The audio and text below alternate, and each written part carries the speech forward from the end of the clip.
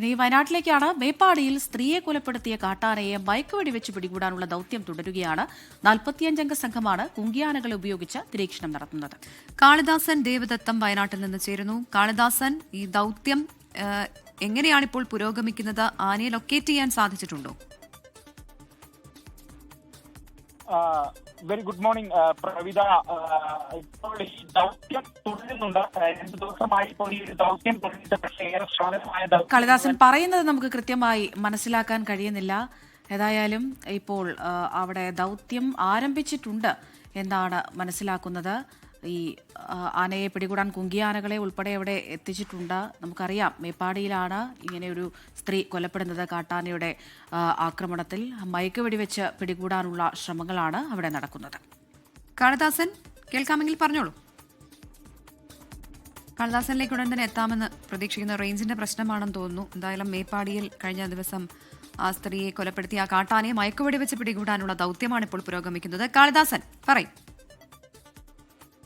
പ്രവിധ, അത് തന്നെയാണ്, ദൗത്യം തുടരുകയാണ്. പക്ഷേ ഏറെ സമഗ്രമായ ദൗത്യമാണെന്നുള്ളതും കൂടിയാണ് വനംവകുപ്പ് അധികൃതരും അറിയിക്കുന്നത്. കാരണം ഒന്നാമത്തെ കാര്യം, മേപ്പാടിയിലെ ഈ ഒരു പ്രദേശത്തെ ഭൂഘടനയാണ്. അതായത് ഈ ഒരു അപകടം നടന്ന സ്ഥലം ഒരു ഭാഗത്ത് കുന്നും മറ്റൊരു ഭാഗത്തേക്ക് ഇറക്കവുമാണ്. അതായത് താഴ്വാരത്തേക്കാണ് പോകുന്നത്. അപ്പോൾ അത്തരത്തിലൊരു ഭൂഘടനയിൽ കാട്ടാനയെ മയക്കുവെടി വെക്കുക എന്നുള്ളത് ഏറെ ശ്രമകരമായ ഒരു ദൗത്യമാണ്. എന്നിരുന്നാലും 45-അംഗ സംഘം അടങ്ങുന്ന RRTയും വെറ്റിനറി വകുപ്പും അങ്ങനെ വിവിധ വകുപ്പുകളും അടങ്ങുന്ന ഒരു 40 സംഘം, 2 കുങ്കിയാനകളും അടങ്ങുന്ന ആ ഒരു സംഘം നിരീക്ഷണം കൃത്യമായി നടത്തുന്നുണ്ട്. അതോടൊപ്പം തന്നെ മനസ്സിലാക്കേണ്ട മറ്റൊരു കാര്യം, നിരവധി കാട്ടാനകൾ ഇതിനുള്ളിലുണ്ട്. കാട്ടാന കൂട്ടമായി തന്നെയുണ്ട്. അപ്പോൾ ഇതിലേത് കാട്ടാനയാണ് ഈ സ്ത്രീയെ ആക്രമിച്ചത്, ഈ സ്ത്രീയെ കൊലപ്പെടുത്തിയത് എന്നുള്ളതൊക്കെയുണ്ട്. കാട്ടാനയെ മയക്കുവെടി വെച്ച് പിടികൂടാനായിരുന്നു വലിയ രീതിയിലുള്ള പ്രതിഷേധമുണ്ടായിരുന്നത്. അപ്പോൾ ആ കാട്ടാനയെ തന്നെ മയക്കുവെടി വെച്ച് പിടികൂടുക എന്നുള്ളത് വേറെ ശ്രമകരമാണ്. കാരണം ഈ ഒരു കാട്ടാനക്കൂട്ടം ഉള്ളത് കൊണ്ട് ഈ കാട്ടാനക്കൂട്ടത്തിൽ നിന്നും ആ കാട്ടാന ഏതാണ് എന്നുള്ളത് തന്നെ കണ്ടുപിടിക്കുക വലിയ ശ്രമകരമാണ്. എന്നിരുന്നാലും 2 കുങ്കിയാനകളെ എത്തിച്ചിട്ട്, പ്രമുഖ ഉണ്ണികൃഷ്ണൻ എന്നീ കുങ്കിയാനകളെ എത്തിച്ചിട്ടാണ് ഈ ഒരു നിരീക്ഷണം നടത്തുന്നത്.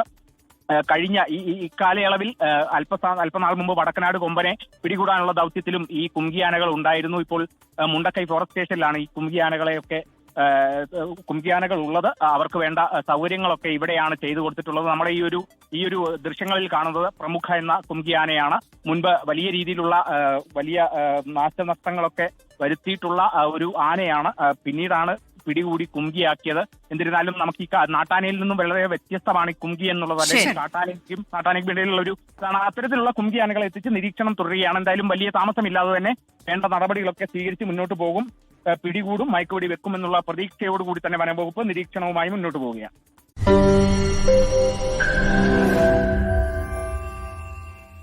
ലോകത്തെവിടെയായാലും ഏത് സമയത്തും 24 വാർത്തകളും ഓഗ്മെന്റഡ് റിയാലിറ്റി പാക്കേജുകളും എക്സ്പ്ലെയിനറുകളും വിശദമായി കാണാൻ ഞങ്ങളുടെ YouTube ചാനൽ നിങ്ങൾക്ക് സബ്സ്ക്രൈബ് ചെയ്യാം.